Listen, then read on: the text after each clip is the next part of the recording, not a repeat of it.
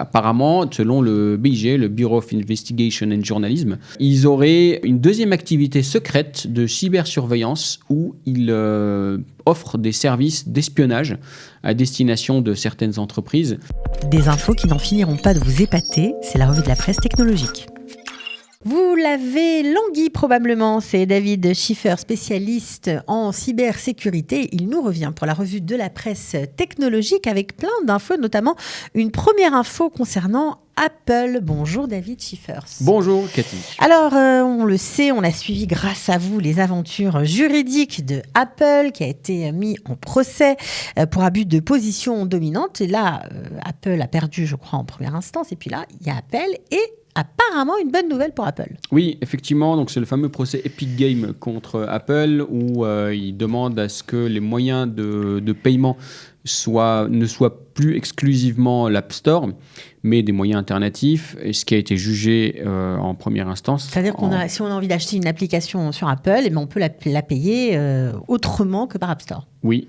Et pire que ça, c'est même les objets qu'on achète à l'intérieur du jeu, par exemple, Fortnite.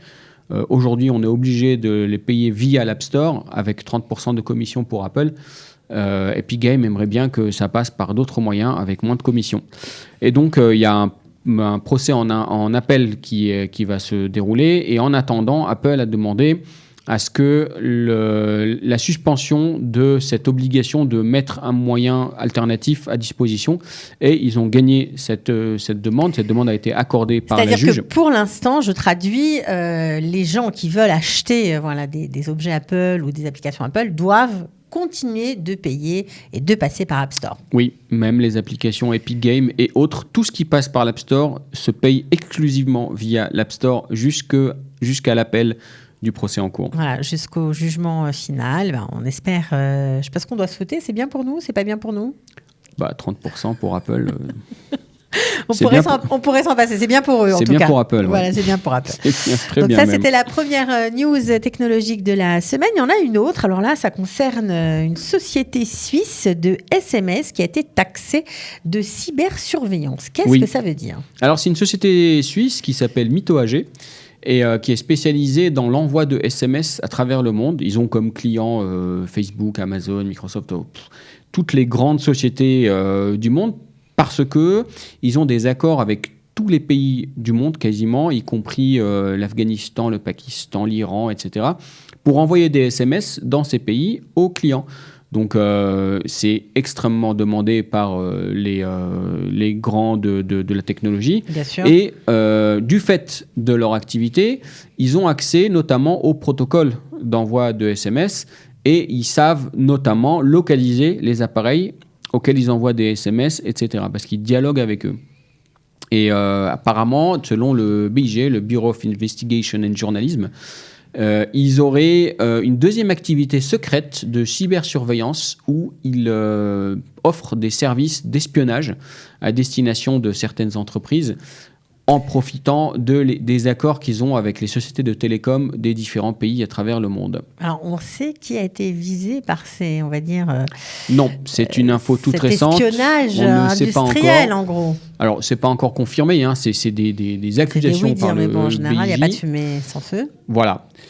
C'est un peu pour dire que voilà, c'est des pratiques qui se font et dès qu'il y a un moyen de le faire et dès qu'il y a un business derrière, forcément... qu'on soit suisse ou autre, on n'y coupe pas. Il y a des gens qui s'intéressent, il y a des gens qui sont prêts à payer, et il y a des gens qui sont d'accord d'encaisser l'argent pour le faire. Bon, alors une affaire à suivre. Alors maintenant, on va parler d'autre chose. On le sait, dans le monde, dans l'univers informatique, il y a beaucoup de codes qui sont en libre accès. Ça s'appelle des codes open source, voilà, qui sont mis sur Internet et qui peuvent aider des développeurs à réaliser, je sais pas moi, des applications, toutes sortes de choses. Alors là, il s'agit d'une affaire qui concerne une société qui s'appelle Log4j et qui aurait mis donc elle aussi, du code en open source disponible pour tout le monde, voilà. Et il y a eu une espèce de faille dans cette mise en ligne. Et qu'est-ce qu'il se passe alors aujourd'hui ?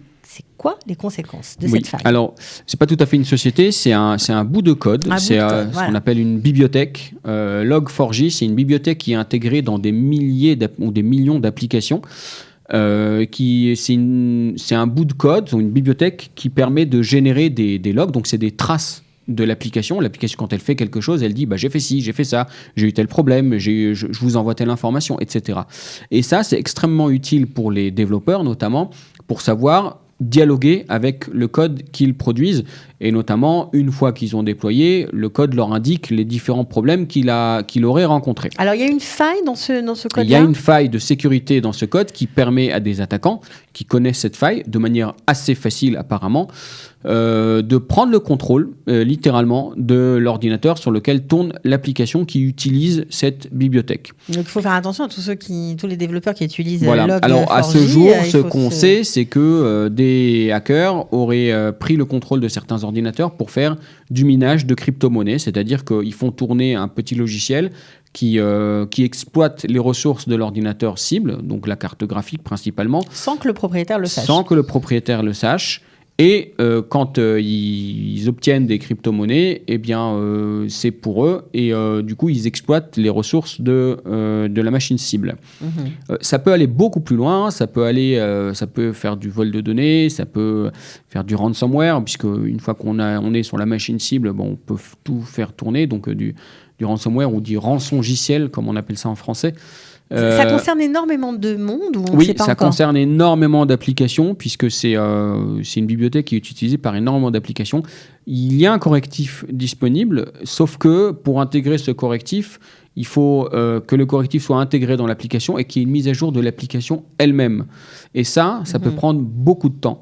Donc, avis à la population, si jamais vous avez une mise à jour de sécurité. C'est pour les pros. Ah non, pas du tout. C'est pour tout le monde. Si vous avez une mise à jour de sécurité qui se pointe prochainement pour une de vos applications, installez-la. C'est une règle générale. Quand vous avez des mises à jour de sécurité qui sont proposées, installez-les. N'attendez pas. Bon, c'est extrêmement important. Donc on en a encore un exemple frais là sous les yeux. D'accord, mais enfin, Log4j, c'est plutôt pour les pros.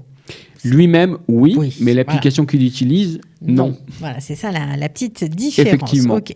Bon, alors maintenant, un truc plus amusant, ou en tout cas, peut-être, c'est peut-être pas le terme, en tout cas, moi, je trouve ça assez fun, parce que je ne me rends pas compte des implications peut-être que ça va avoir, mais on parle décidément encore et de plus en plus du fameux robot humanoïde. Alors, il semblerait qu'il va être présenté au futur salon de l'électronique mondiale à Las Vegas. Oui. Alors effectivement, donc, c'est la société Engineered Arts, une société britannique qui présente 2 robots. Le premier... On y est, quoi, ça y est. Oui, on y est littéralement. Alors vous voyez dans la vidéo, là, donc c'est 2 robots. Il y a vraiment un corps humain, donc on le voit qui s'étonne de ses propres mouvements, comme un bébé qui, vous verrez, ses propres mains qui bougent. Donc c'est absolument bluffant. C'est vraiment un robot humanoïde avec toutes les caractéristiques de l'humain, y compris les émotions. Et surtout, en fait, il serait capable de reconnaître lui-même les émotions et les caractéristiques et de dialoguer avec n'importe quel humain qui se présenterait en face de lui. Et en parallèle, il y a un deuxième robot qui, lui, a des expressions faciales qui ressemblent totalement à celles d'un humain. C'est-à-dire qu'on mixe les deux et on sait plus, a des hommes mécanisés, tout à fait. D'ailleurs, entre parenthèses, il y a le Bank of America qui a sorti une liste de 14 projets qui mériteraient l'attention des investisseurs dans le domaine de la technologie ou de l'avenir, et les robots humanoïdes font partie de cette liste de 14 investissements valables sur le long terme. Donc oui, il y a certainement de l'avenir là-dedans. Ça vient rejoindre aussi le fameux métaverse où les humains deviennent virtuels et les robots deviennent humains. On ne sait plus où est la frontière. Et ça va aller en s'empirant, c'est clair, parce qu'il y a des ressources énormes qui sont mises là-dedans.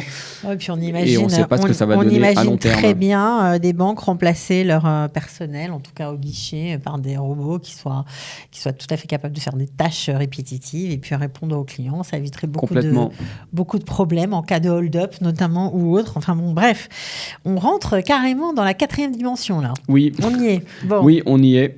Ok, en tout cas, merci beaucoup David pour ces infos intéressantes et diversifiées. On se retrouve la semaine prochaine. Merci à toi, Cathy. Bonne semaine. Bonne semaine. Ciao. Des infos qui n'en finiront pas de vous épater, c'est la revue de la presse technologique.